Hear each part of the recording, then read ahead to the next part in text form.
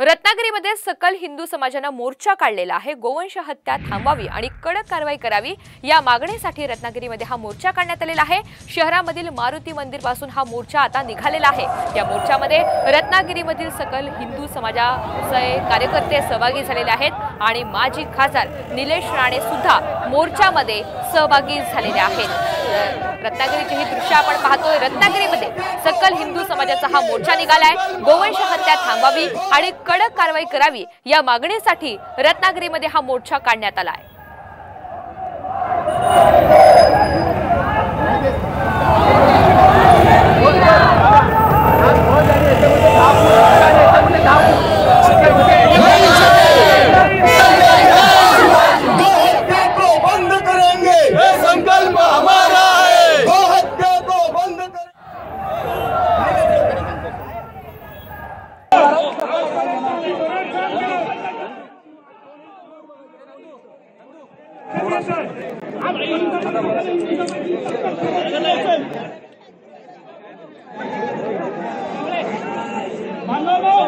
आपल्या ज्या काय मागण्या आहेत त्या आम्ही साहेबांसमोर मांडणार आहोत।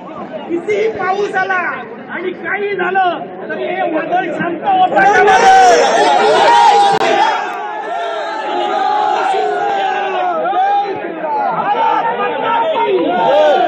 रत्नागिरीचे आपण हे दृश्य पाहतोय। रत्नागिरीमध्ये सकल हिंदू समाजाचा मोर्चा निघालेला आहे आणि यामध्ये आपण पाहतोय निलेश राणे सुद्धा सहभागी झालेले आहेत।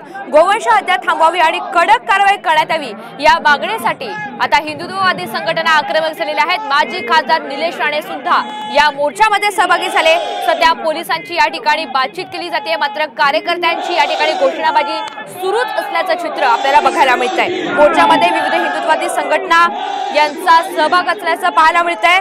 शहरातील मारुती मंदिर पासून हा मोर्चा निघालेला आहे। निर्माण झाल्यास पोलीस प्रशासन म्हणजे एसपी साहेब जबाबदार असतील। रत्नागिरीमध्ये सकल हिंदू समाजाचा हा मोर्चा निघालेला आहे आणि माजी खासदार निलेश राणे सुद्धा यामध्ये सहभागी झालेले आहेत। हिंदुत्ववादी संघटना यामध्ये मोठ्या संख्येने सहभागी झालेल्या असून जोरदार घोषणाबाजी केली जाते आणि गोवंश हत्या थांबवावी आणि कडक कारवाई करण्यात यावी ही प्रामुख्याने मागणी केली जाते।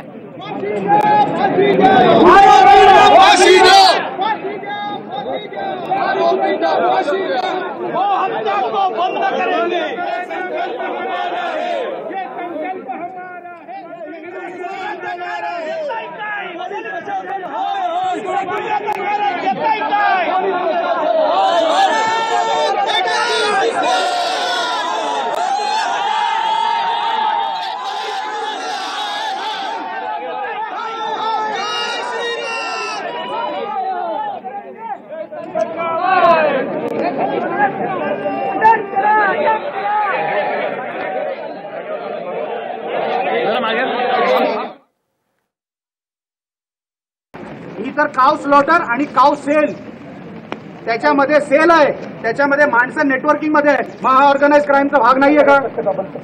नाही, शक्यता नाही।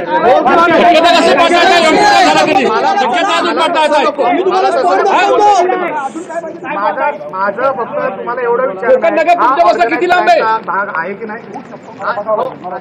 नाही साहेब, आता माझा तिसरा विषय हे सगळे अड्डे जे आहेत, तुम्ही किती दिवसामध्ये तासामध्ये हे उद्ध्वस्त करणार आहात किंवा आम्ही कायदा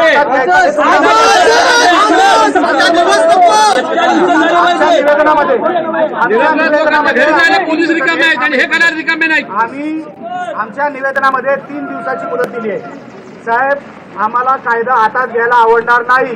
3 दिवसामध्ये हे अड्डे जे सामान्य जनतेला माहिती आहेत, पोलिसांना माहिती आहेत, प्रशासनाला माहिती आहे, कोणी तुम्हाला सांगेल अमुक अमुक गावामध्ये हे उघड चाललेलं आहे, तरी पोलीस जर डोळे झाक करणार असतील तुम्ही करू नका। तुम्ही आमचे कॅप्टन आहात, आमच्या आशा आकांक्षा तुमच्या बरोबर आहेत। कुठलाही दबाव, तुमच्यावर कुठला दबाव आहे का? जर कोणाचा दबाव नसेल तर 3 दिवसामध्ये ह्यांचे सगळे अड्डे तुम्ही उद्ध्वस्त करणार आहात का? नाहीतर ह्यांचे मग जे काही लॉ अँड ऑर्डरचा प्रश्न होईल, मग जातीचा प्रश्न होईल, धर्माचा प्रॉब्लेम होईल, मग हे आता काहीच नाहीये, ह्याच्यापेक्षा 5 पट लोक आम्ही जमिनीवर उतरवू। आम्हाला तुम्ही तो शब्द देणार आहे का तेवढं फक्त आम्हाला सांगा. दुसरी गोष्ट आपली हिंदुस्थानची मागणी अशी आहे संबंधित पोलीस अधिकारी